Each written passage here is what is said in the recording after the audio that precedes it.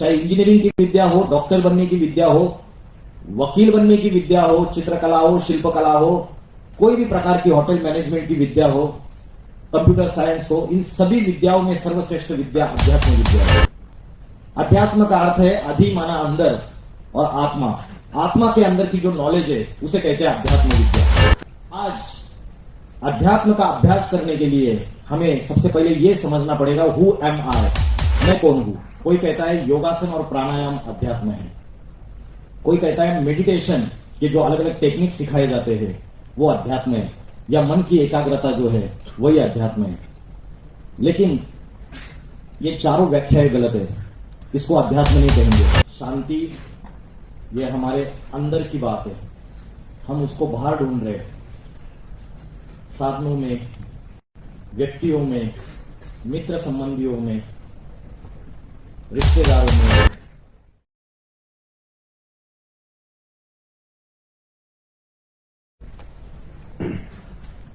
आज के इस कार्यक्रम में मंच पर विराजमान सभी मान्यवरों का स्वागत। अभी मैं हमारे Pune Vidyarthi Griha and GK Patewani college of institute of management chairman Shri Sunil ji Redekar ji से ये विनती करता हूं कि आज के इस कार्यक्रम के अवसर पर आज के प्रमुख अतिथि उनके स्वागत पर दो शब्द बोले।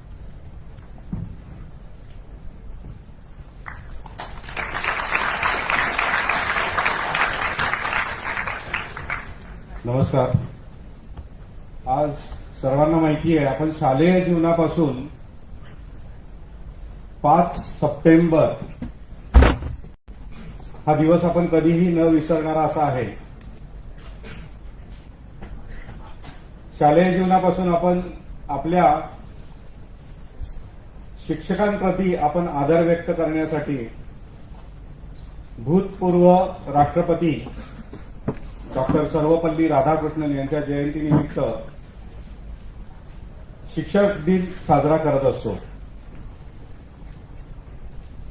खरं तर आपल्या जीवनामध्ये शिक्षकाचं योगदान हे खूप महत्वाचं आहे आणि शिक्षक नसेल तर काय होईल असं जर आपण विचार करायला सुरुवात केली तर आपलं जीवनमान किंवा अगदीच लहानपणाचं जरी तुम्ही उदाहरण बघितलं तर चालायला कोणी शिकवलं आपल्याला तर आईवडिलांनी शिकवलं। तर पहिले गुरु जे आहेत आपले आयुष्यातले ते आईवडील आहेत। त्यानंतर भौतिक शिक्षण आणि व्यवहारिक शिक्षण देण्याचं काम हे समाजाकडून होत असतं। घरातून जेव्हा बाहेर पाऊल पडतं त्यावेळेला आपले मित्र, आजी आजोबा आणि शिक्षक हे आपले सर्व गुरुजन आहेत, त्यांच्या प्रती सद्भाव व्यक्त करणं हे आपलं कर्तव्य आहे। आणि ह्या शिक्षक दिनाच्या निमित्ताने आपल्याला प्रबोधन करण्यासाठी जे आजचे अतिथी या ठिकाणी आलेले आहेत, श्री कोकणे सर असतील, अमोल सर असतील, कोकणींचे बंधू असतील, महाविद्यालयाचे प्राचार्य, इतर विभागातील विभाग प्रमुख, शिक्षक, शिक्षकेतर आणि विद्यार्थी मित्रांनो, या कार्यक्रमाच्या निमित्ताने मी सर्वांचं स्वागत करतो आणि पुणे विद्यार्थी गृहाच्या या संकुलामध्ये आपलं सर्वांचं, चौधरी सरांचं मनापासून स्वागत करून खरं तर चौधरी सरांच्या प्रेरणेतनं आणि त्यांच्या योजनेमुळं आजचा हा कार्यक्रम या ठिकाणी आपण साजरा करतोय। त्यांचे मनापासून मी धन्यवाद देतो, कारण अशा पद्धतीने आपल्या विद्यार्थ्यांसाठी कार्यक्रम होणं ही अतिशय महत्वाची बाब आहे।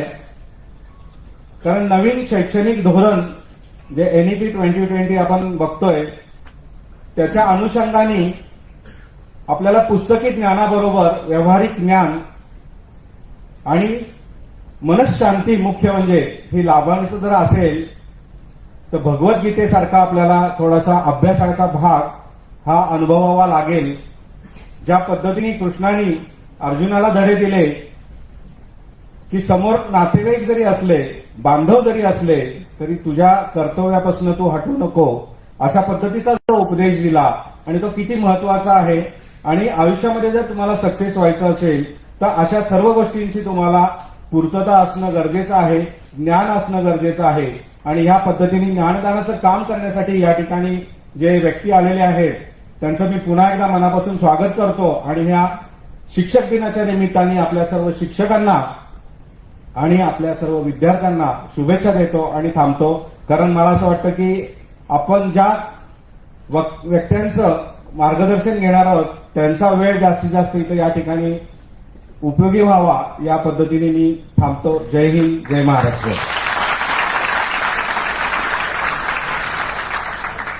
अभी मैं अपने चेयरमैन सर सुनील जी रेडेकर जी से आग्रह करता हूं कि आज के अतिथि अमोल भाई और दूसरे हमारे नरेंद्र चौधरी सर इनका सत्कार करें, स्वागत करें.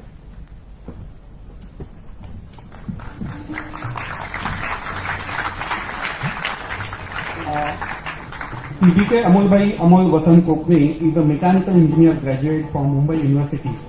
He also holds a Bachelor of Law degree from Delhi University and has been practicing as an advocate in a Delhi High Court and Supreme Court of India. He has also completed his post-graduation in taxation from the Indian Law Institute, New Delhi. An interest in inner growth and spirituality from an early age inspired him to actively follow Adhyatmik Vishwavidyalaya, and he has been associated with this spiritual family for the last 18 years. He has also been serving as a legal advisor for Adhyatmik Vishwavidyalaya and has represented various cases in more than 12 high courts across the country. He is relentlessly striving for the spiritual empowerment of nations and providing his spiritual services to the society. Another guest we have over here, Narendra Chaudhary sir. मैं Sunil ji chairman Sunil ji Redekar ji से ये विनती करता हूं कि आप Narendra Chaudhary sir का भी स्वागत और सत्कार करें. Narendra Chaudhary sir is a well-wisher for our institute. He is the managing director for Synergy Tech Automation Private Limited and leading automation and robotics company, mechanical engineer with MBA in operation, like to innovate products which are useful in Indian defense, automated guided vehicles already developed by Synergetic, until March 2024. First drone will be developed with 100% Indian components under Make in India. Supported more than 10 startups to develop their innovative products. And one more thing is that he is associated with this institute.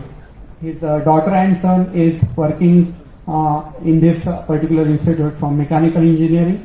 I think his daughter is passed out and son is working in a computer engineering branch.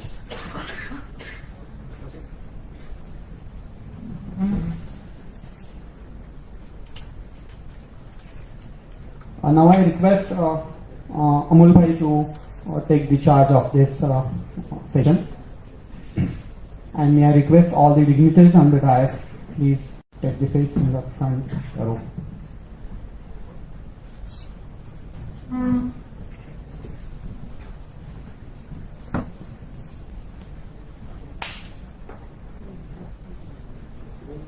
मस्तक के बीच में, दो आंखों के बीच में, भ्रुकुटी में, यहां पे जैसे आकाश में स्टार चमकता है वैसा स्टार करना है. स्टार एकदम छोटा सा पॉइंट ऑफ लाइट है. उस पॉइंट ऑफ लाइट को आपको याद करना है. तो आप ट्राई कीजिए. फर्स्ट टाइम कर रहे हैं कि मैं लेक्चर में कवर करूंगा, क्यों करना है, क्या करना है. आप ट्राई कीजिए. मन में विचार आएंगे, अलग अलग थॉट्स आएंगे, उसके पीछे भागना नहीं है, एक ही संकल्प मैं स्टार हूं बस, और भ्रुकुटी के बीच में कॉन्सेंट्रेशन, नाक के ऊपर नहीं, नाक के नीचे नहीं, कहीं भी नहीं, सिर्फ यहां पे कॉन्सेंट्रेट। ठीक है, एक मेडिटेशन सॉन्ग और हम शुरुआत करेंगे।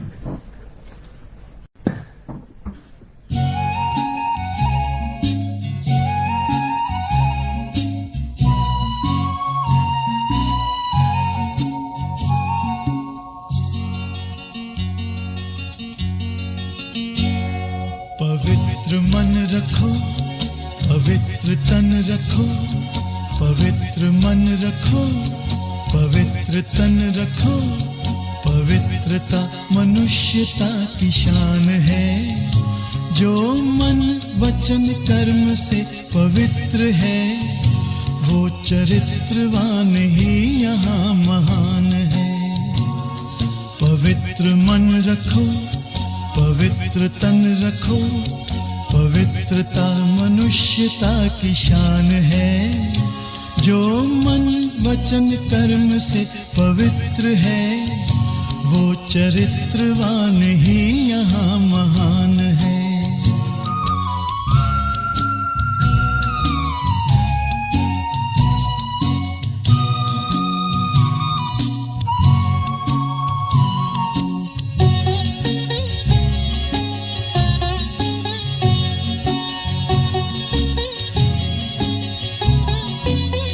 बड़ा ही मूल्यवान है तुम्हारा ये जन्म, तुम्हारा ये जन्म। बड़ा ही मूल्यवान है तुम्हारा ये जन्म, तुम्हारा ये जन्म।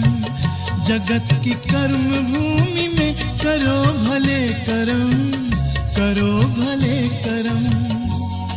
अच्छे रखो विचार, उत्तम करो व्यवहार, अच्छे रखो विचार, उत्तम करो व्यवहार।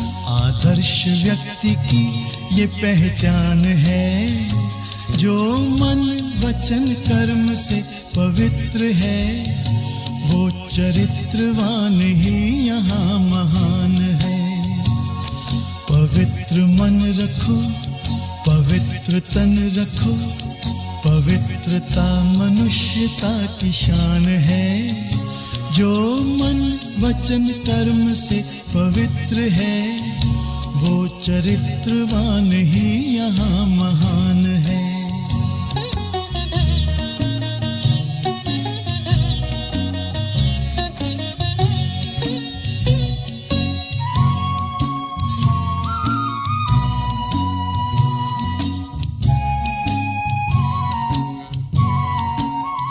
तुम अपनी आँख में अमृत रखो विमल विमल, सदा विमल विमल। तुम अपनी आँख में अमृत रखो विमल विमल, सदा विमल विमल। तुम्हारी वाणी में माधुर्य हो सरल सरल, सदा सरल सरल। तुम हो के निर्विकार, सबका करो सत्कार। तुम हो के निर्विकार, सबका करो सत्कार। ये जन्म तुम्हारा इम्तिहान है, जो मन वचन कर्म से पवित्र है, वो चरित्रवान ही यहाँ महान है। पवित्र मन रखो, पवित्र तन रखो, पवित्रता मनुष्यता की शान है, जो मन वचन कर्म से पवित्र है, वो चरित्रवान ही यहाँ महान है। पवित्र मन रखो, पवित्र मन रखो, पवित्र मन रखो, पवित्र मन रखो, पवित्र मन रखो, पवित्र मन रखो।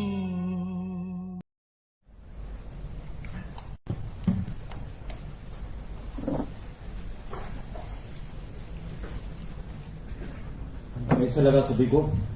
अच्छा लगा? शांति महसूस हुई, क्योंकि शांति ये हमारे अंदर की बात है, हम उसको बाहर ढूंढ रहे हैं। साधनों में, व्यक्तियों में, मित्र संबंधियों में, रिश्तेदारों में, भौतिक पदार्थों में, इस भौतिक दुनिया में, लेकिन वो अंदर की चीज है। इसलिए जब हम मेडिटेशन करते हैं, याद करते हैं, तो हमें अंदर से शांत महसूस होता है। तो आज का हमारा सेमिनार का टॉपिक है व्हाट इज स्पिरिचुअलिटी, आध्यात्मिकता क्या है।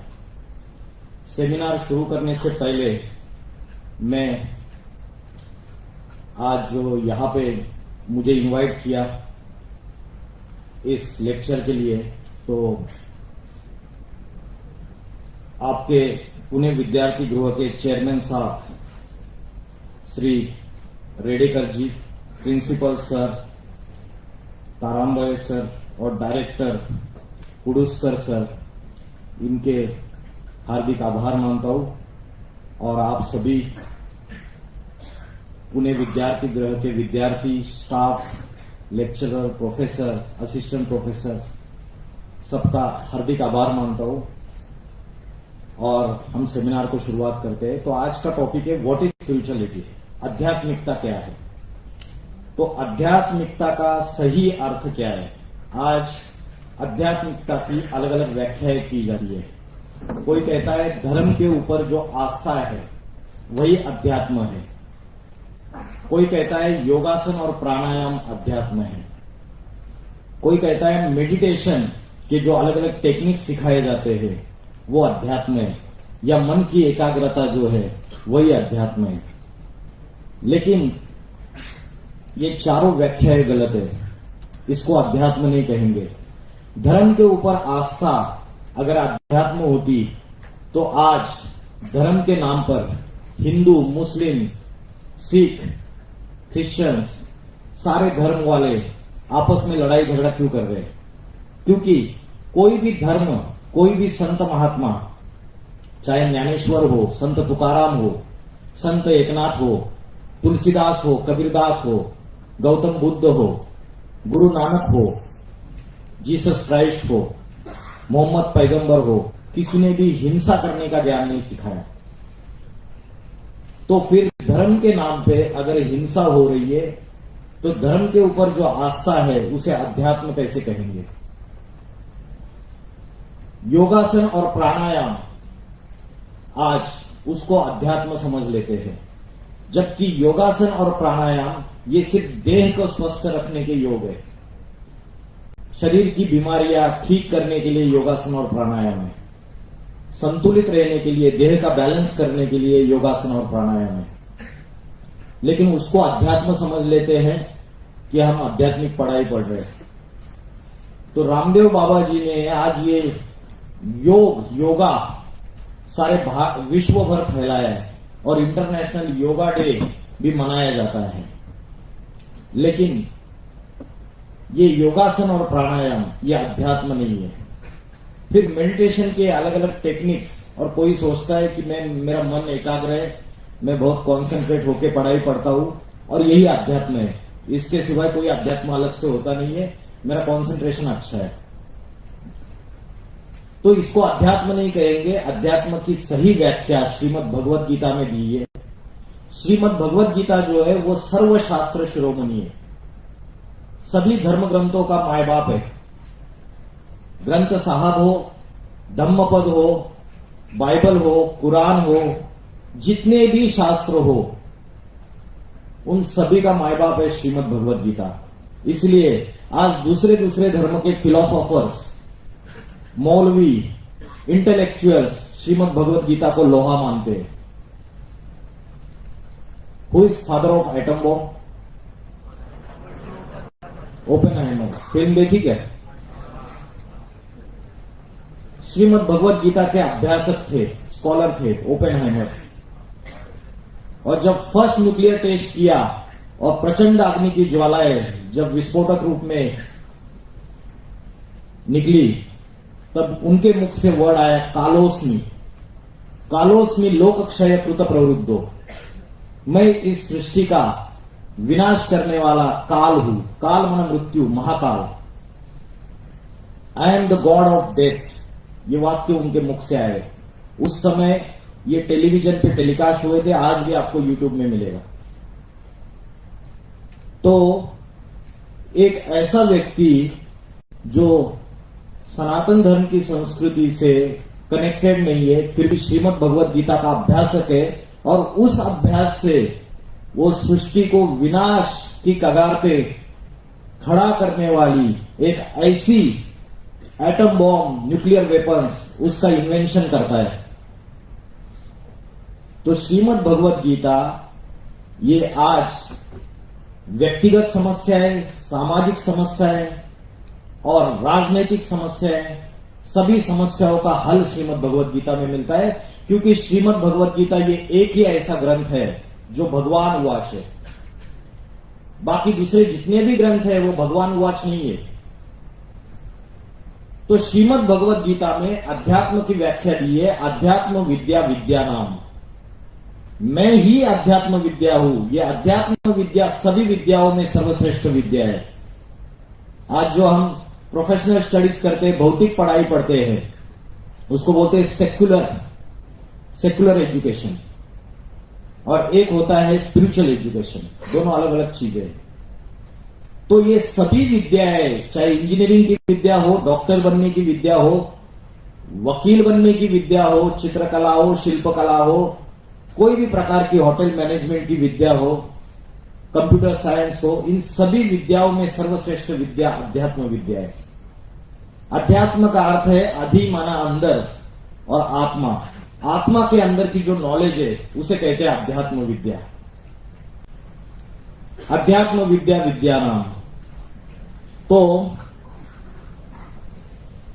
स्वयं परमात्मा ने जो ज्ञान का गीत गाया वो श्रीमद् भगवत गीता है। तो आज अध्यात्म का अभ्यास करने के लिए हमें सबसे पहले ये समझना पड़ेगा, हु एम आई, मैं कौन हूं। साइंस ने बड़े बड़े इन्वेंशंस किए, साइंस ने बहुत सारी बढ़िया टेक्नोलॉजी का इजाद किया, और आज रोबोटिक्स है, आर्टिफिशियल इंटेलिजेंस है, इंटरनेट टेक्नोलॉजी है, एरोप्लेन से, हेलीकॉप्टर है, चंद्रयान चला गया चंद्रमा के ऊपर, चंद्रयान 3। साइंस ने बहुत तरक्की की, उसके बावजूद मनुष्य एक पहेली का जवाब नहीं ढूंढ पाया, साइंस भी ढूंढ नहीं पाया। वो पहेली है, हु एम आई, मैं कौन हूं। जवाब है किसी के पास? बताइए आप कौन है, कोई जवाब दीजिए। आप बताइए, ऐसे हाथ रखा है आपने, आप बताइए,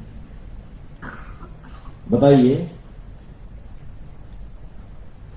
तो ये हु एम आई, ये जो क्वेश्चन मैंने पूछा बहुत जरूरी है, क्योंकि आज हम शरीर की बीमारी आती है तो डॉक्टर के पास जाते हैं, अच्छा डाइट लेते हैं, जिम में जाते हैं, शरीर को स्वस्थ रखने के लिए सब कुछ करते हैं। हम फिजिकल नीड्स को सेटिस्फाई करने के लिए सवेरे से लेकर रात तक सारा समय देते हैं। लेकिन फिर भी आज डिप्रेशन, टेंशन, स्ट्रेस, एंजाइटी इसके शिकार है। छोटे बच्चे से लेकर बूढ़े तक किसी का भी मन एकाग्र नहीं है। ये सबसे बड़ी बीमारी है, और इस बीमारी को ठीक करने के लिए कोई डॉक्टर्स नहीं है। ज्यादा से ज्यादा साइकेट्रिस्ट के पास जाते हैं, वो ऐसी दवाइयां देते हैं जिससे व्यक्ति और ही उसका मेमोरी लॉस हो जाता है, नींद की गोलियां खाता है, सोता रहता है। तो हु एम आई, इस क्वेश्चन का जो आंसर है ये ढूंढना जरूरी है। आज कोई भी कॉलेज, यूनिवर्सिटी आज अध्यात्म की पढ़ाई नहीं पढ़ाते, लेकिन अध्यात्म की पढ़ाई आज बहुत जरूरी है। उसका कारण है क्योंकि बड़े बड़े इंटेलेक्चुअल्स, आईएएस ऑफिसर्स आज सुसाइड कर रहे हैं डिप्रेशन की वजह से। जिनके पास करोड़ों अरबों पैसे हैं वो भी सुसाइड कर रहे हैं, या हार्ट अटैक से, छोटी छोटी समस्याओं में हार्ट अटैक से शरीर छोड़ रहे, प्राण त्याग दे रहे। उसका कारण है कि विल पावर की कमी है, मनोबल, आत्मबल, विल पावर। तो हु एम आई, मैं कौन हूं, उसका सही जवाब क्या है? तो आज ये क्वेश्चन अगर पुटअप करते तो कोई बोलता है मैं राहुल हूं, कोई बोलता है मैं इंजीनियर हूं, कोई बोलता है मैं वकील हूं, कोई बोलता है मैं मुस्लिम हूं, कोई बोलता है मैं मराठा हूं, कोई बोलता है मैं जाट हूं, कोई बोलता है मैं पंजाबी हूं, कोई बोलता है मैं अमेरिकन हूं, कोई बोलता है मैं लड़का हूं, कोई बोलता है मैं लड़की हूं, मैं औरत हूं, गुड़िया हूं, अलग अलग जवाब। हु एम आई, इस क्वेश्चन का जो आंसर है, ये जो आइडेंटिटी है हमारी, ये शाश्वत आइडेंटिटी होनी चाहिए। जब जन्म लिया था तो क्या इंजीनियर बन के जन्म लिया था?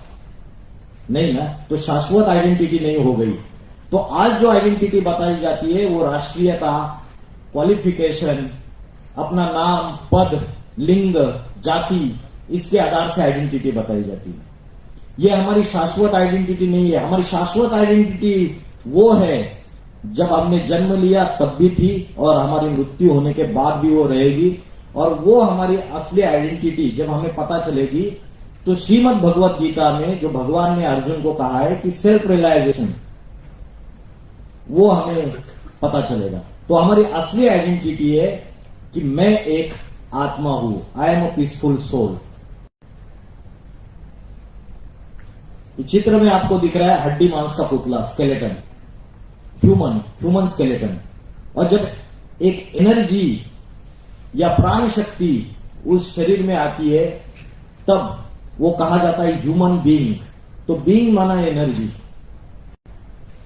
तो एनर्जी चली जाती है तब हम बोलते हैं अरे भाऊराव आता ठीक तिथे खुर्चीवर बसलेले गेले ते। तो शरीर तर त्यांचं तिथंच आहे ऍज इट इज। गेलं काय मग? क्या गया बताइए, क्या गया? शरीर तो एज इट इज है। लेकिन अभी फर्क यह है कि आंखों से देख नहीं सकते, कानों से सुन नहीं सकते, इंद्रियों से हलन चलन नहीं कर सकते। तो जो हमारी असली आइडेंटिटी है, जिसके लिए बोला भाऊराव गेले, शरीर के लिए नहीं बोला था वो क्या है? क्या है? आत्मा। ये हमारी असली आइडेंटिटी है। आत्मा ये चैतन्य शक्ति है और शरीर जड़ है। आत्मा की 3 शक्तियां है। शास्त्रों में बोला है मनरेव आत्मा, मन बुद्धि ही आत्मा है। आत्मा की 3 शक्तियां है, मन, बुद्धि और संस्कार। ये 3 शक्तियां है आत्मा की। मन है संकल्प शक्ति, विचार आते हैं अलग अलग, positive thoughts, negative thoughts, waste thoughts, अलग अलग विचार आते रहते हैं। मन चंचल है, घोड़े के समान गतिमान है, वायु के समान गतिमान है। मन के ऊपर अनेक कवियों ने ढेर सारी कविताएं की है। और ये मन कंट्रोल में नहीं आता है और उसकी वजह से इंद्रियों से 5 ज्ञानेन्द्रिया और 5 कर्मेंद्रिया, इनसे जबरियन पाप कर्म कराता है।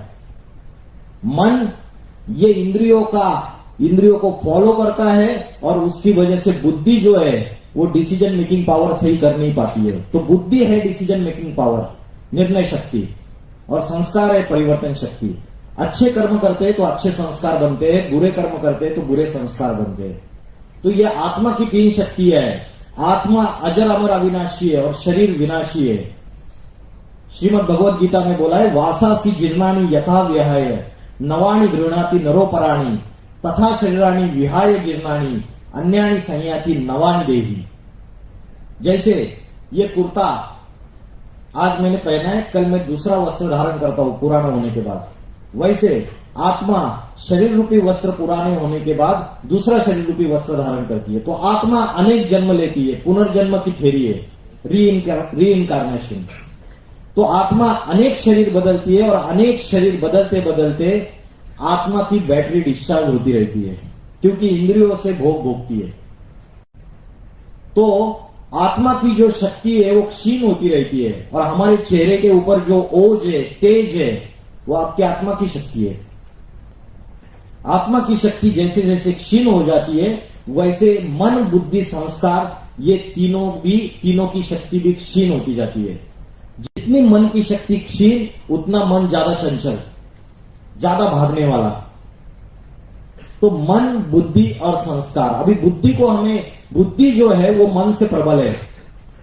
क्योंकि श्रीमद् भगवत गीता ने बोला है इंद्रियाणि पराण्याहु, इंद्रिया बड़ी प्रबल है।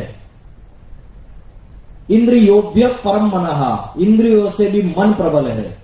5 ज्ञानेन्द्रिया, 5 कर्मेंद्रिया और 11वां इंद्रिय जो सूक्ष्म इंद्रिय वो है मन। इंद्रियों से भी प्रबल मन है। मन तस्तु परा बुद्धि, यो बुद्धि पर सस्तु सा, मतलब मन से भी प्रबल बुद्धि है और बुद्धि से भी प्रबल वो बुद्धिमानों का बुद्धि, इंटेलेक्चुअल ऑफ द इंटेलेक्चुअल्स। कौन है बुद्धिमानों का बुद्धि? कौन है? आज के साइंटिस्ट, फिलोसोफर्स बड़े बड़े, इनको इंजीनियर्स, इनको बुद्धिमान बोलेंगे। वकील बोलते हैं बुद्धिमान अधिवक्ता, लर्नेड एडवोकेट। तो ये सारे बुद्धिमान, इन बुद्धिमानों की भी बुद्धि कौन है? कौन है? नहीं पता। श्रीमद् भगवत गीता में बोला है बुद्धिर बुद्धिर मतामस्मि तेजस तेजस विनाहम। मैं तेजवान, जितने भी तेजवान पर्सनैलिटीज है इस दुनिया में उनका भी तेज हूं, उनसे भी बड़ा तेज हूं। मैं बुद्धिमानों की भी बुद्धि हूं। कौन है बुद्धिमानों की बुद्धि? परमात्मा स्वयं, इंटेलेक्चुअल ऑफ द इंटेलेक्चुअल्स। तो अगर बुद्धि को प्रबल करना है, क्योंकि डिसीजन मेकिंग पावर जो है वो वीक हो चुकी है, इसको अगर प्रबल करना है तो क्या करना पड़ेगा? इस बुद्धि का उस बुद्धिमानों की जो बुद्धि है उससे कनेक्शन जोड़ना पड़ेगा।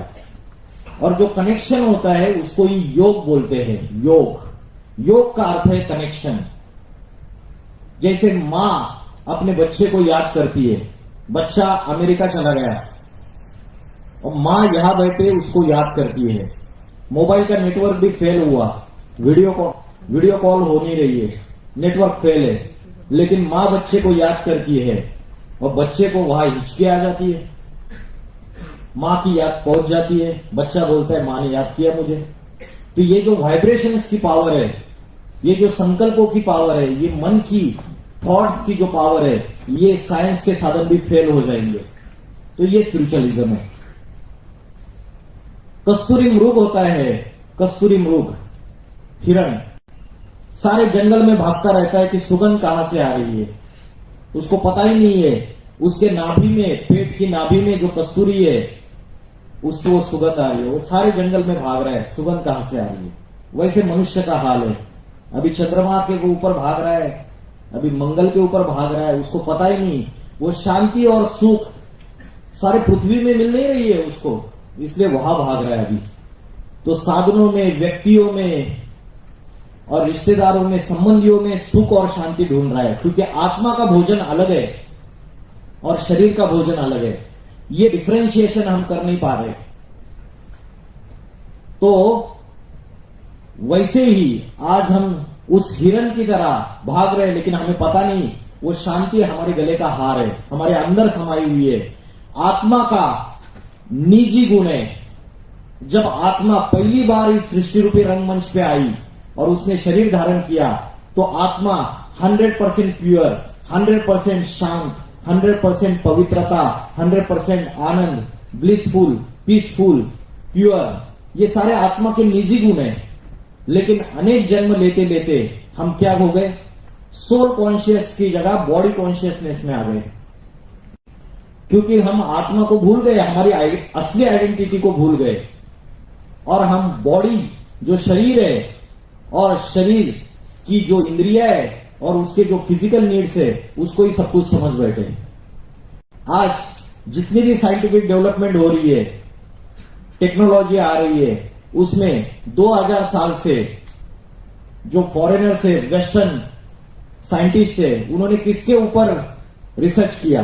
उन्होंने अणु और रेणु के ऊपर, एटम्स एंड मॉलिक्यूल्स के ऊपर रिसर्च किया, जड़ पदार्थों के ऊपर रिसर्च किया। लेकिन भारत के ऋषि मुनियों ने चैतन्य आत्मा के ऊपर रिसर्च किया। ये फर्क है, क्योंकि आत्मा ये कंट्रोलिंग पावर है, राजा है, यहां बैठा हुआ है भ्रुकुटी के बीच में।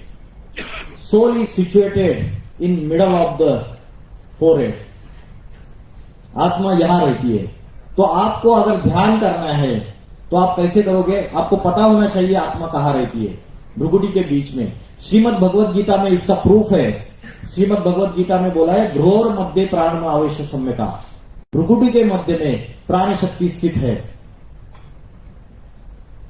देश की prime minister Indira Gandhi security guards ने शूट किया, 30-40 गोलियां मारी छाती में, पेट में, आधा पौना घंटा तड़प रहे थे, फिर एम्स हॉस्पिटल लेके गए दिल्ली के, फिर 1 घंटे के बाद शी डाइड। एक ही गोली अगर यहां या यहां मार देते तो 1 सेकंड में खत्म। तो आत्मा भ्रुकुटी के बीच में स्थित है और उसकी यादगार में भारत की जो कन्या माता है वो यहां पे बिंदी लगाती है और पुरुष लोग टीका लगाते हैं।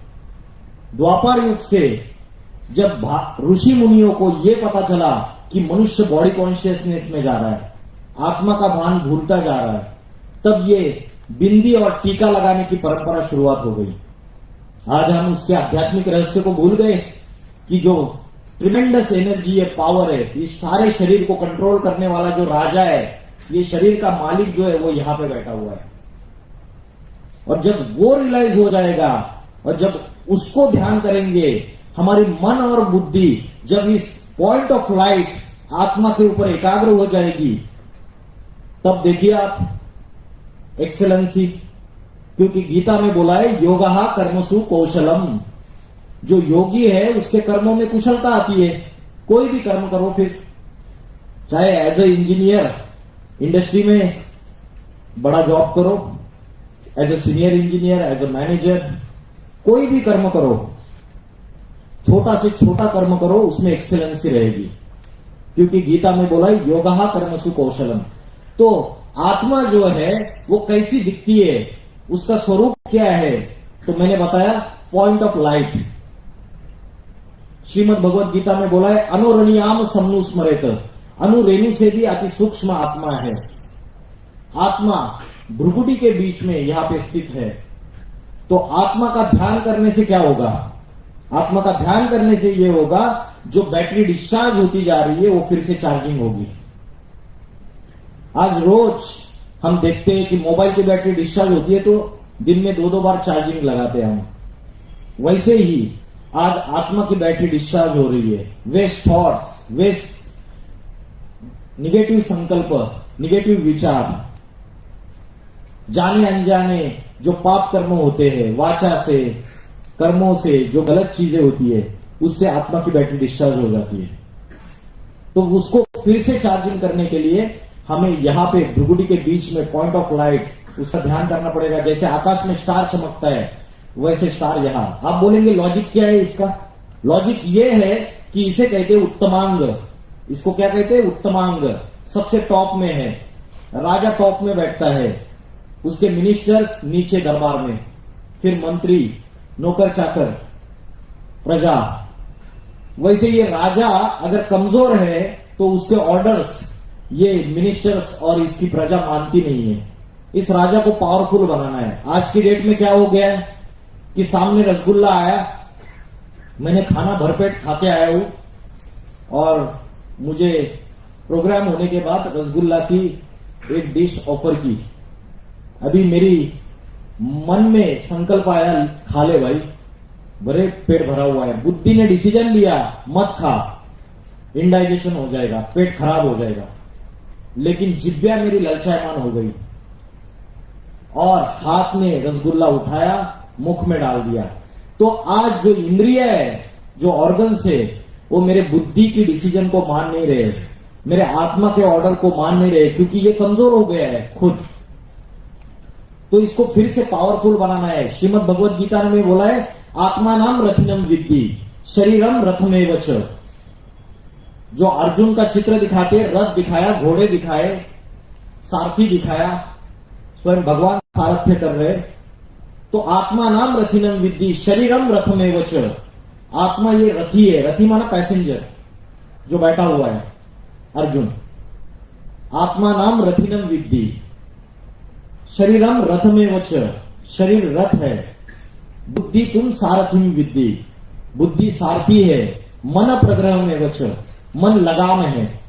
इंद्रियानी हयानाहु, और इंद्रिया घोड़े हैं। तो आज ये इंद्रिय रूपी घोड़े जो है ये भाग रहे बेलगाम, बेफाम, कंट्रोल में नहीं आ रहे, और मन रूपी लगाम जो है वो ढीला पड़ गया है, वो भी कंट्रोल में नहीं है। और बुद्धि सारथी है, सारथी भी अच्छा नहीं है, तो मन के लगाम को कैसे कंट्रोल करेगा वो? तो ये हालत हो गई है। तो इसलिए अगर आत्मा की बैटरी चार्जिंग करेंगे, मन को एकाग्र करने का अभ्यास करेंगे, तो फिर से हमारे अंदर शांति, सुख, आनंद, पवित्रता, ये जो चीजें गायब हो चुकी है ये फिर से आ जाएगी। तो आत्मा की जो 3 शक्तियां है, मन, बुद्धि, संस्कार, इसके बारे में हमने समझा। तो आत्मा का ध्यान करने का सबसे अच्छा समय कौन सा है? किसी को पता है सबसे अच्छा समय कौन सा है? ब्रह्म मुहूर्त का समय, सूरज उगने से पहले प्रातः समय 2 बजे से लेकर 4:45 बजे का समय है, ब्रह्म मुहूर्त का समय है। और रात का जो 10 से 12 बजे का समय होता है उसको क्या बोलते हैं? किसी को पता है? पता है किसी को?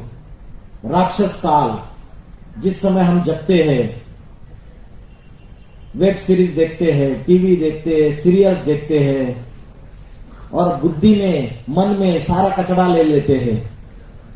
घर में जो कचरा है वो तो डस्टबिन में जमा होता है, फिर डस्टबिन स्वच्छता अभियान की गाड़ी आती है, दूसरे दिन वो भी खाली की जाती है, लेकिन ये मन बुद्धि में जो कचरा है वो लेकर सो जाते हैं हम। ये बैटरी डिस्चार्ज भी हो रही है, वो कचरा साथ में कैरी करते रहते हैं हम। उस कचरे को कैसे डिस्पोज ऑफ करना है हमें पता ही नहीं है।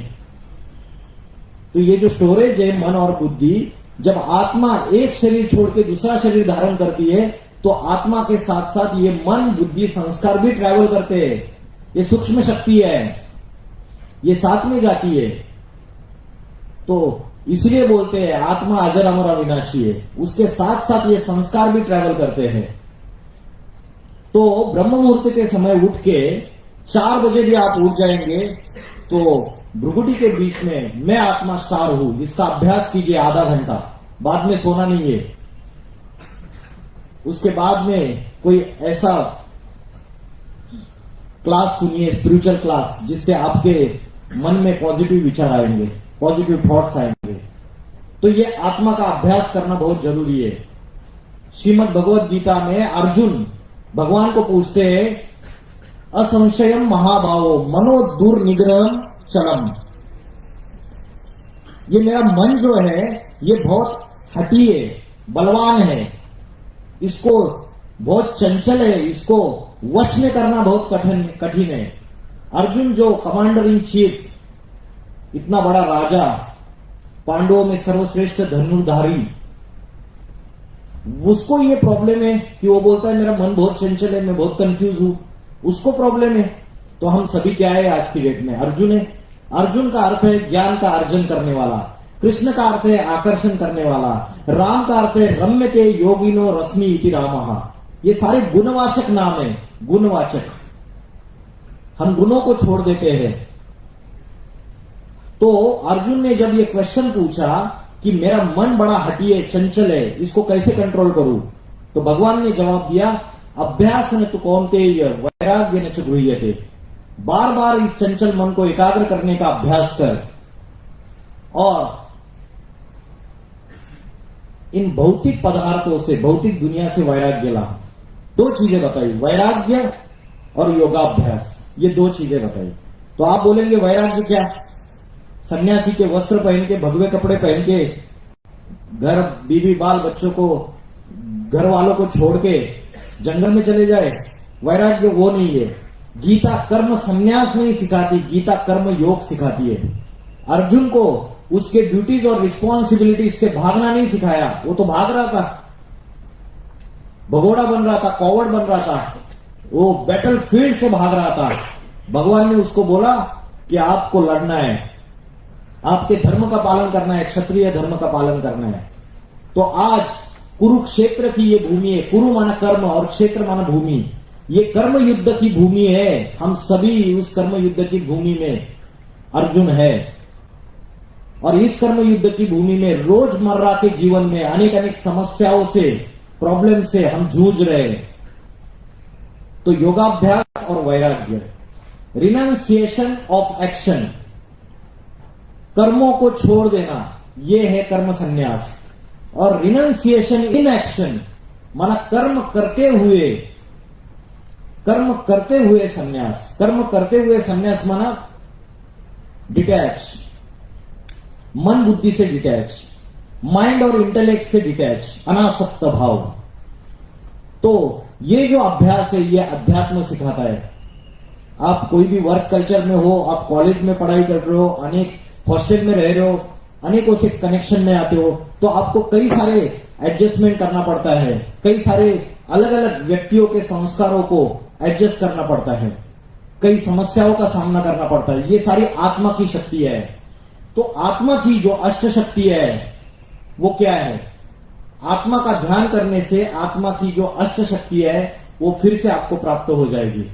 सामना करने की शक्ति, सहन करने की शक्ति, उसके बाद सहयोग की शक्ति, जिसको बोलते हैं टीम वर्क। सहयोग की शक्ति से पूरा पहाड़ भी उठाया जा सकता है। लेकिन आज क्या हो गया? आज न्यूक्लियर फैमिलीज हो गई। सनातन धर्म की जो संस्कृति है वो जॉइंट फैमिली की कंसेप्ट है।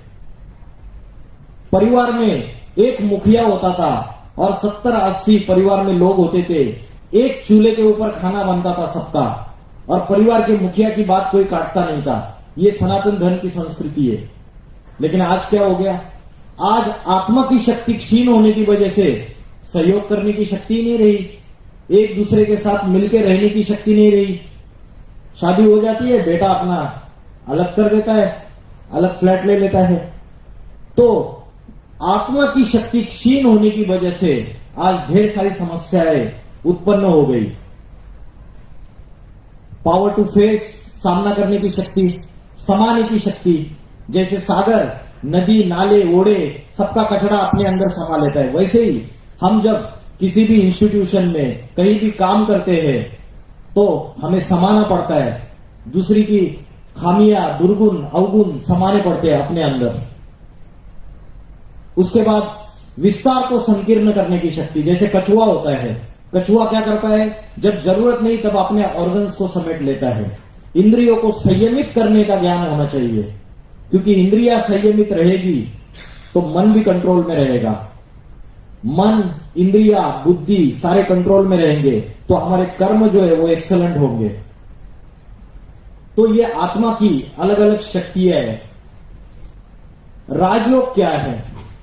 मैंने अभी बताया कि आत्मा का परमात्मा से जो कनेक्शन है वही योग है। आत्मा मीन्स सोल और परमात्मा मीन्स सुप्रीम सोल। जैसे शरीर को जन्म देने वाले पिता होते हैं, वैसे आत्माओं को ज्ञान से जन्म देने वाला, आत्मा के अंदर ज्ञान डालने वाला पिता होता है, उसको परमात्मा बोलते हैं। परम आत्मा, श्रेष्ठ आत्मा। आज दुनिया की पॉपुलेशन 800 करोड़ है। इन सारे 800 करोड़ मनुष्य आत्माओं में, प्राणियों की आत्माओं में सबसे सर्वश्रेष्ठ आत्मा वो परमात्मा है, जिसको ज्ञान का भंडार कहा जाता है, ज्ञान का सागर कहा जाता है, पवित्रता का सागर कहा जाता है, शांति का सागर कहा जाता है। वो एक ऐसा जनरेटर है। हमारी आत्मा रूपी बैटरी डिस्चार्ज है तो हमें चार्जिंग करनी है तो उस जनरेटर से कनेक्शन जोड़ना पड़ेगा। सिर्फ आत्मा की खुद के ध्यान करने से हमारी बैटरी कंप्लीटली चार्ज नहीं होगी, उसके लिए हमें जनरेटर का भी कनेक्शन जोड़ना पड़ेगा। और जब आत्मा का ध्यान करेंगे तो आत्मा के अंदर की अष्ट शक्तियां जो गायब हो चुकी है वो फिर से आने लगेगी।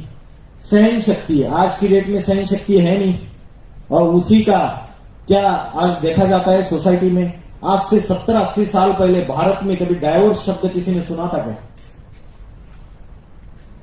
आज हम वेस्टर्न कल्चर को फॉलो कर रहे हैं तो ये क्यों होता है?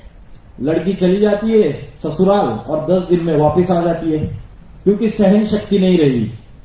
भारत की जो माताएं हैं उनमें ऐसी सहन शक्ति है कि परिवार में कितनी भी बड़ी समस्या रहे फिर भी वो परिवार को टूटने नहीं देती है। मार खाती रहती है पति का, सब कुछ सहन करती है। लेकिन आज की जब जब ये चंचल मन अस्थिर होता है बार बार, तो तब तब उस चंचल मन को पॉइंट ऑफ लाइट आत्मा में स्थित करो बार बार। दिन भर आप 1-2 घंटे में प्यास लगती है तो पानी पीते हो, 2 घंटे में अलार्म सेट करो अपने मोबाइल में, और हर 2 घंटे में होने के बाद 5 मिनट आप जहां भी बैठे हो, क्लासरूम में भी बैठे हो, तो मैं पॉइंट ऑफ लाइट आत्मा हूं, इसका ध्यान करो। जितने भी मन में गलत विचार आ रहे हैं उसके पीछे भागो मत, इसका अभ्यास करो, आपकी माइंड कंट्रोल में आ जाएगा। तो जैसे मैंने बोला आत्मा का अभ्यास करते हैं और हमें योग लगाना है, तो हमें परमात्मा की भी नॉलेज होनी चाहिए। परमात्मा कौन है? तो वो सुप्रीम पावर जो है वो श्रीमद् भगवत गीता में बोला है, जहां चंद्र सूर्य तारों की रोशनी नहीं पहुंच सकती, उस परम धाम का मैं रहने वाला हूं, ब्रह्मलोक का रहने वाला हूं। ये 5 एलिमेंट्स से बनी हुई पृथ्वी है, जल वायु अग्नि पृथ्वी आकाश। इसके ऊपर है सूरज चांद सितारे, और उसके भी ऊपर जो ब्रह्मलोक है या परम धाम है या सुप्रीम एबोर्ड है या उसको अर्श बोलिए, सबने उसको अलग अलग नाम दे दिया, आत्मलोक, वहां पे परमात्मा रहने वाले हैं। लेकिन हम बोलते हैं ना, डॉक्टर बोलता है कि मैंने मेरे तरफ से जितना करना है कर लिया, अभी ऊपर वाला अगर चाहे तो सब कुछ ठीक हो जाएगा। तो वो ऊपर वाला है, वो कभी नीचे आता है या नहीं आता है, और अगर आता है तो कब आता है? श्रीमद् भगवत गीता में बोला है, यदा यदा ही धर्मस्य ग्लानिर्भवति भारत, जब जब अधर्म फैलता है, धर्म की ग्लानि होती है, तब मैं इस सृष्टि पे अवतरित होता हूं।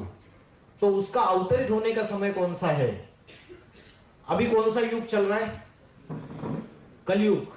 गलत। क्या बताया? संगम युग चल रहा है। अच्छा, संगम युग क्या होता है? आत्मा और परमात्मा के मिलन का समय, युग।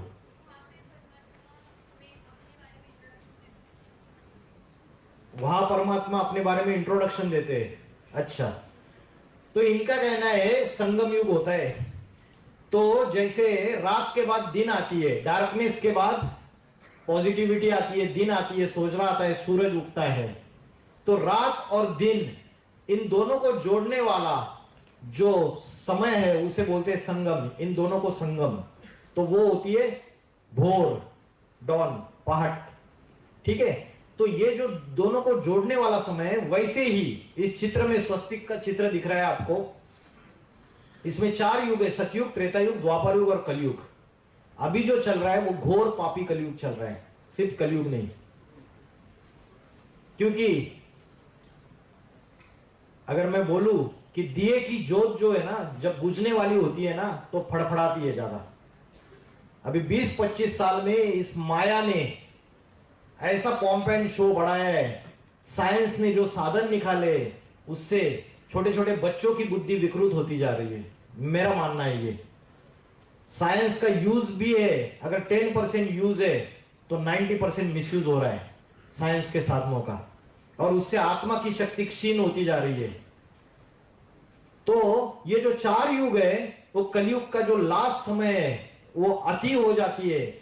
जब अति होती है तब अंत होता है। तो कलयुग का जो लास्ट समय है 100 इयर्स का, उस समय परमात्मा इस सृष्टि पे अवतरित होते हैं। आप बोलेंगे ये समय, वर्तमान का समय, लास्ट समय, इसका क्या प्रूफ? इसका प्रूफ ये है कि 1945 में हिरोशिमा और नागासाकी, इन 2 शहरों के ऊपर पहली बार एटम बॉम्ब का यूज किया।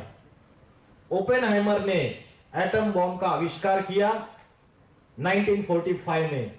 उसके पहले हजारों साल कैसे युद्ध होते थे? तीर कमानों से, तलवारों से। कितने मरते थे? हजारों, लाखों। आज ये एटम बॉम्ब का आविष्कार होने के बाद 80 साल हो गए, छोटे से छोटे कंट्री के पास ये न्यूक्लियर पावर है, ये एटॉमिक वेपन्स है। नॉर्थ कोरिया जैसा छोटा सा देश, चुट्टू सा, किम जोंग उसका प्रेसिडेंट, अमेरिका को धमकी देता है कि न्यूक्लियर वेपन्स, न्यूक्लियर एक्सप्लोजन कर दूंगा, अमेरिका की वाट लगा दूंगा। हो रहा है ना, आप देख रहे हैं न्यूज वगैरह। और यहां से रशिया और यूक्रेन दोनों की युद्ध चल रही है। धर्मों में झगड़ा बढ़ता चला जा रहा है, देशों में झगड़ा बढ़ता चला जा रहा है, जाति जातियों में झगड़ा बढ़ता चला जा रहा है, समाज में झगड़ा बढ़ता चला जा रहा है। 2 राज्य आपस में लड़ाई झगड़ा कर रहे हैं। कावेरी नदीचं पाणी तू प्यायचं की मी प्यायचं, तमिलनाडु और कर्नाटक, पानी के ऊपर झगड़ा। पाकिस्तान हवा के ऊपर भी झगड़ा है, सिर्फ पानी के ऊपर नहीं। पाकिस्तान बोलता है मेरी एयर स्पेस से तेरा जेट, तेरा एरोप्लेन ट्रैवल नहीं करेगा भारत का, यहां तक झगड़े हैं। तो ये सारी दुनिया थर्ड वर्ल्ड वॉर के कगार पे खड़ी है या नहीं है, बताइए मुझे। इधर यूक्रेन को सारी नाटो कंट्रीज सपोर्ट दे रही है, अमेरिका सपोर्ट दे रही है, सारी कंट्रीज एक साइड हो गई, उधर रशिया अलग साइड हो गया। चाइना चाहता है कि यहां से मैं भारत में घुसूं, वहां से घुसूं, पूरा ट्राई कर रहा है। उधर दुश्मन पाकिस्तान बैठा हुआ है, खाने के लिए आटा नहीं है, दाल नहीं है, बच्चों को पिलाने के लिए दूध नहीं है पाकिस्तान के पास, लेकिन उसके पास न्यूक्लियर वेपन्स है या नहीं है। तो ये सिचुएशन है सारी। अंधेर नगरी, चौपट राजा, टकासेर भाजी, टकासेर खाजा। मतलब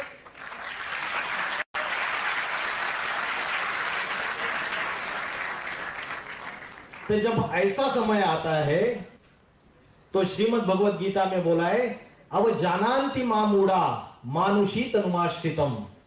मुझे साधारण तन में आए हुए परमात्मा को मूर्ख बुद्धि लोग पहचान नहीं पाते। आज के नेताएं, राजनेताएं, पॉलिटिशियंस, मिनिस्टर्स और धर्म गुरु और संत महात्मे इस दुनिया का उद्धार करने वाले नहीं है, इस दुनिया को सुधारने वाले नहीं है। दुनिया दिन दुनी रात चौगुनी नीचे गिरती जा रही है। छोटे छोटे बच्चियों के ऊपर शर्म नहीं आती है, 1-2 साल की, 6 महीने की बच्चियों के ऊपर बलात्कार हो रहे। इतनी अति में राक्षसी वृत्तियां मनुष्य की बढ़ती चली जा रही है। बड़े बड़े लॉज बना रहे, ये कानून बना रहे, स्ट्रिंजेंट लॉज बना रहे, 14 साल की पनिशमेंट। अरे वो तो खुलेआम घूम रहे सारे के सारे।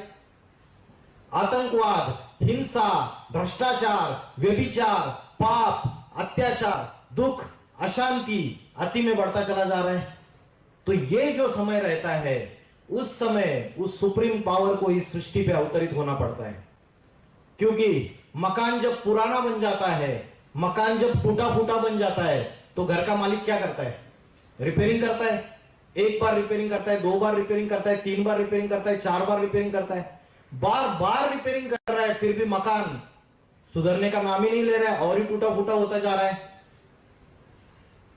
तो ये जो सृष्टि रूपी मकान है, ये द्वापर युग से जब बिगड़ने लगा, तब अनेक अनेक संत महात्मा आए, गुरु नानक जी आए, जीसस क्राइस्ट आए, गौतम बुद्ध आए, ज्ञानेश्वर, तुकाराम, संत एकनाथ, नामदेव, तुलसीदास, कबीरदास, रोहिदास, सूरदास, संत मीराबाई, ये अनेक अनेक संत महात्मा आए। इन्होंने सृष्टि रूपी मकान का रिपेयरिंग करने की कोशिश की, लेकिन रिपेयरिंग करने के बावजूद ये मकान सुधरा नहीं, और ही नैतिकता नीचे गिरती गई, अधपतन में जाता गया।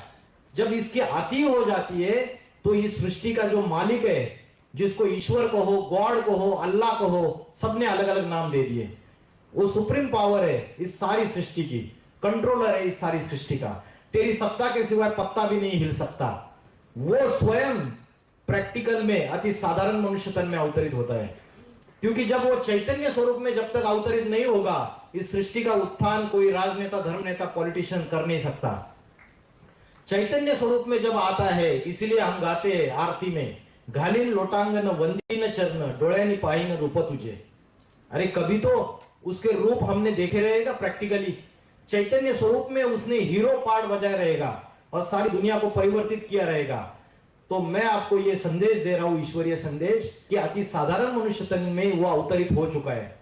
इसका प्रूफ और प्रमाण है कि जितने भी प्रेडिक्शंस देने वाले प्रेडिक्टर्स है, भविष्यकार है, नॉस्ट्राडेम्स का नाम सुना है? नॉस्ट्राडेम्स भविष्यकार है। नॉस्ट्राडेम्स, किरो, कीट, एंडरसन, जुल्बर्न, ये बड़े बड़े भविष्यकार है। इन्होंने बहुत भविष्यवाणियां की है, बहुत सारी सच साबित हुई है। गोपीनाथ शास्त्री, कल की पुराण, इसमें यह बात आई है कि 21st सेंचुरी में उत्तर भारत से एक महापुरुष का अवतार होगा। वो योगियों का भी योगी होगा। वो ऐसी आध्यात्मिक क्रांति लाएगा इस दुनिया में, और ऐसा आध्यात्मिक संगठन स्थापन करेगा कि सारी सृष्टि में बड़ी बड़ी महासत्ताएं उसके सामने नतमस्तक हो जाएगी। और वो जो शिक्षा प्रणाली है, जो आज की शिक्षा प्रणाली है, उसमें पूरा बदलाव लाएगा। एक जाति, एक भाषा, एक राज्य, एक धर्म स्थापन करेगा। आज यूनिफॉर्म सिविल कोड की बात चल रही है।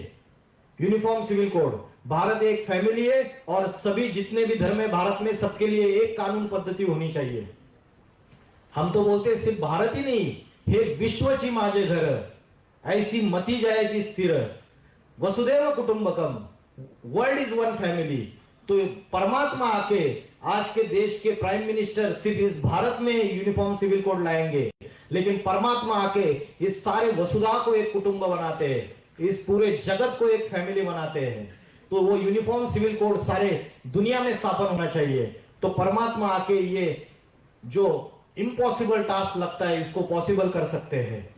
तो ये जो डिवाइन एनर्जी है वो जब इस सृष्टि पे आते हैं तो वो जो समय है उसे बोला जाता है महाशिवरात्रि। महाशिवरात्रि हम बोलते हैं, राम का जन्मदिन रामनवमी के रूप में मनाते हैं, कृष्ण का जन्मदिन कृष्ण जन्माष्टमी के रूप में मनाते हैं, लेकिन परमात्मा जब दिव्य अवतरण इस सृष्टि पे होता है तो उसे महाशिवरात्रि क्यों बोला है? रात्रि शब्द यूज किया और महारात्रि। आप तो इंजीनियर्स हो और अभी पढ़ाई, चलो अभी फर्स्ट ईयर है, लेकिन आप तो आपकी हर चीज का एनालिसिस करने की क्षमता आप में अच्छी रहती है दूसरों के मुकाबले। तो आप बताइए महाशिवरात्रि शब्द यूज क्यों किया? शिव के अवतरण को, शिव जयंती को, परमात्मा के अवतरण को इसलिए किया क्योंकि वो जब अवतरित होता है तो इस दुनिया में अंधकार की रात्रि फैली रहती है, पापों की, अज्ञान अंधकार की रात्रि। सत्य ज्ञान किसी को पता ही नहीं है कि सत्य ज्ञान क्या है, आत्मा का ज्ञान पता नहीं है, परमात्मा का ज्ञान पता नहीं है। तो ऐसे समय जब ये अज्ञान अंधकार की, पापों की रात्रि, घोर रात्रि फैल जाती है, महान रात्रि फैल जाती है, तब परमात्मा इस सृष्टि पे अवतरित होते हैं। इसलिए उसे महाशिवरात्रि बोला है। ज्ञान सूर्य प्रकटा, अज्ञान अंधेर विनाश। तो आज टीचर्स डे है 5 सितंबर, और सबसे बड़ा टीचर कौन है? कौन बताएगा मुझे नाम? सबसे बड़ा टीचर कौन है सृष्टि में? हाँ? अरे सबसे बड़ा टीचर सतगुरु। सत मना 100% सत्य, एक ही होता है, अनेक नहीं हो सकते। दूसरा 99% होगा, तीसरा 98% होगा, 97% होगा। बताइए सबसे बड़ा टीचर कौन है? सतगुरु कौन है? गुरु ब्रह्मा गुरु विष्णु गुरु देवो महेश्वर, गुरु साक्षात पर ब्रह्म। तो महेश्वर के लिए गुरु देवो महेश्वर, साक्षात पर ब्रह्म। तो शिव शंकर भोलेनाथ सबसे बड़ा टीचर है। और इसके लिए बोला है कि आपने एक सीरियल में या चित्रों में देखा रहेगा कि शिव शंकर भोलेनाथ बैठे हैं और सप्तर्षि उनसे पढ़ाई पढ़ रहे हैं। तो सबसे बड़ा टीचर है, आदि योगी है। हिटलर, मुसोलिनी, अलेक्जेंडर ये आए और इन्होंने वेपन्स के आधार पे, शस्त्रास्त्रों के आधार पे इस दुनिया को जीतने की कोशिश की, लेकिन इस दुनिया को जीत नहीं पाए। लेकिन वो आदि योगी परमात्मा शिव शंकर भोलेनाथ जब इस सृष्टि पे अवतरित होते हैं तो वो योग बल से सारी सृष्टि के ऊपर जीत पाते हैं। इसके लिए श्रीमद् भगवत गीता में बोला है, मन जीते सो जगत जीत, इंद्रिया जीते सो जगत जीत, काम जीते सो जगत जीत। तो मन के हारे हार है और मन के जीते जीत है। जिसने अपने मन को जीत लिया उसने सारी दुनिया को जीत लिया। तो ये शिव शंकर भोलेनाथ की जितनी भी मूर्तियां, जितने भी चित्र आप देखेंगे, आप ध्यानमग्न अवस्था में देखेंगे। 33 करोड़ देवी देवताओं में एक ही ऐसी देवता है, वो निरंतर योगी अवस्था में स्थित है। तो उनके द्वारा इस सृष्टि का परिवर्तन होता है। मैंने अभी बताया कि वर्ल्ड वॉर 3 के आसार है।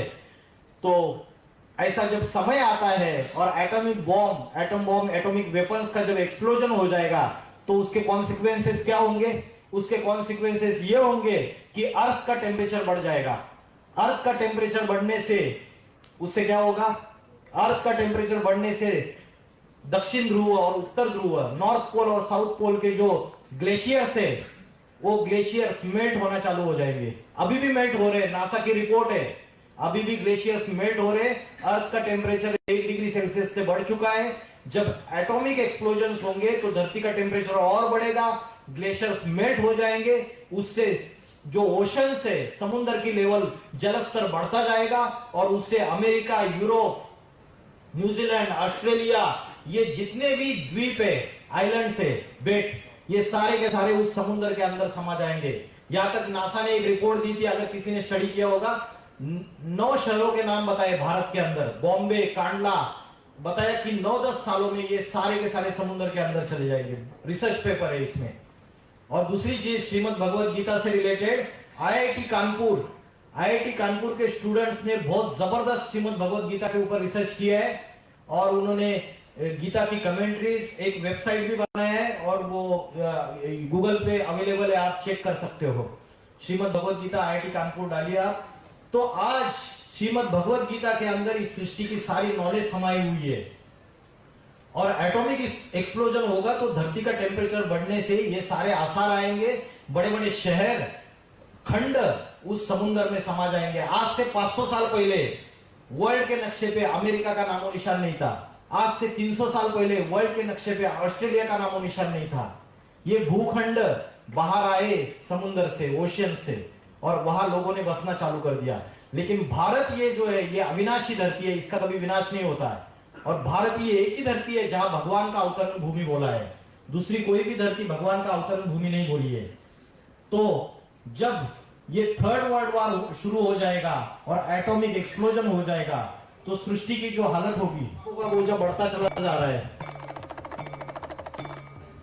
तो धरती माता प्रकृति रिवेंज लेगी या नहीं लेगी? नेचुरल कैलेमिटीज आएंगे, अभी भी आ रहे, भूकंप होंगे, 70 मंजिल 70 स्टोरीज बिल्डिंग ताश के पत्तों के जैसे नीचे गिर जाएगी।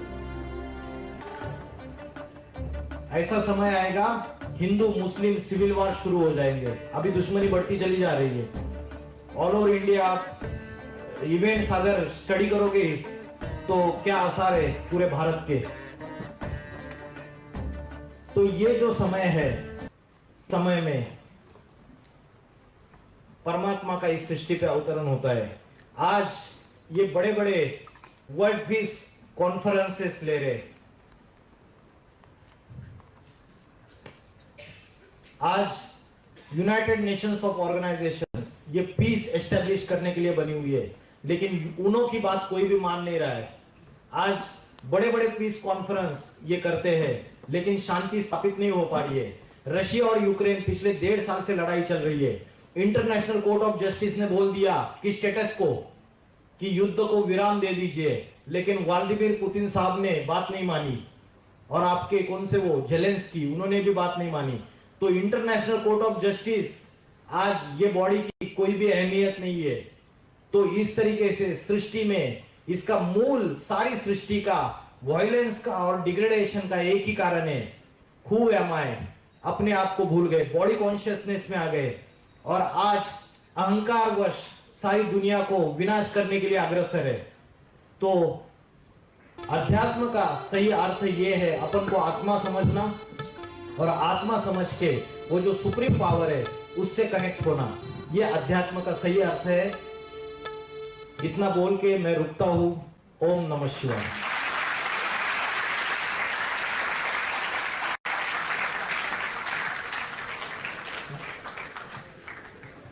Now it's time for vote of thanks. I'm thankful to our principal sir for his permission for this program. I'm also thankful to Chairman Sunilji Redekar and Director R.G. Kodukar, Sunilji Redekar for their presence. Last but not least, I'm thankful to our audience for patiently listening. And I will conclude this session with Shanti Mantra. मी पुढे म्हणतो, तुम्ही मागे म्हणा.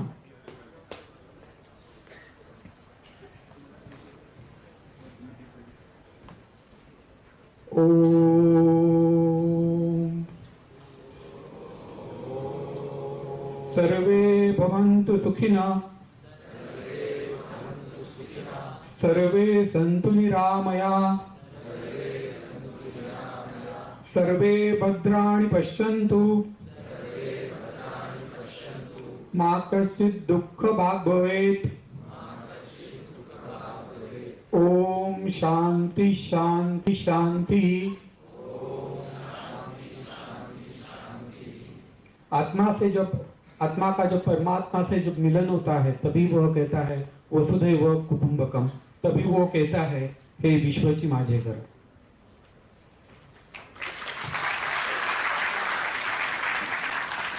ओम नमः शिवाय.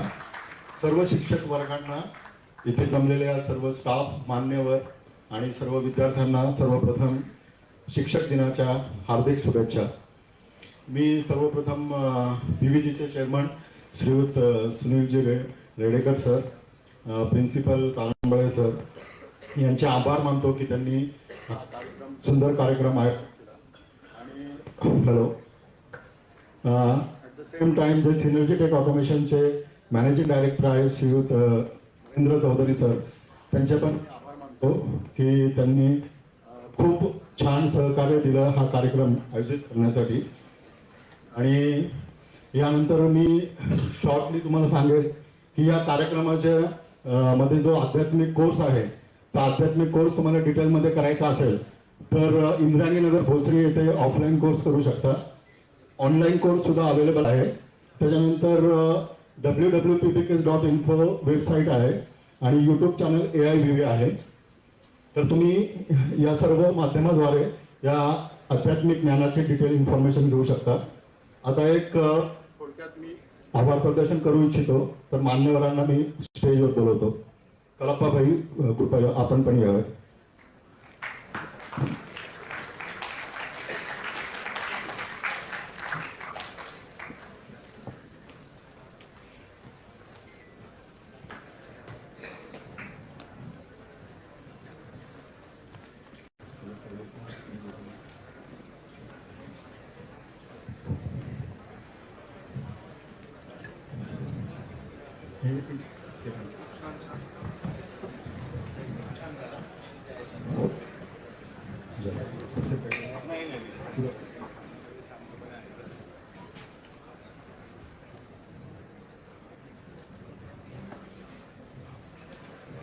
Chairman सरांचे आभार मानतील कलाप्पा sir.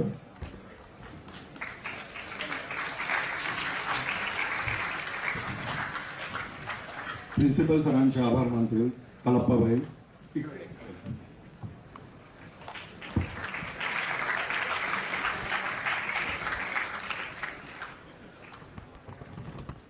श्रीयुत नरेंद्र चौधरी सरांचे आभार मानतील श्रीयुत कलाप्पा.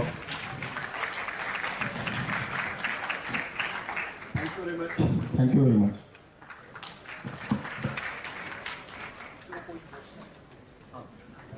जर कुणाला काही प्रश्न असेल तर तुम्ही विचारू शकता.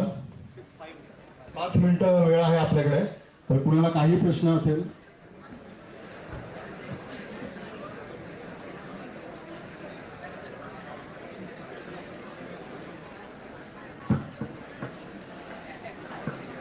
Okay, thanks. Thank you very much. Have a nice day.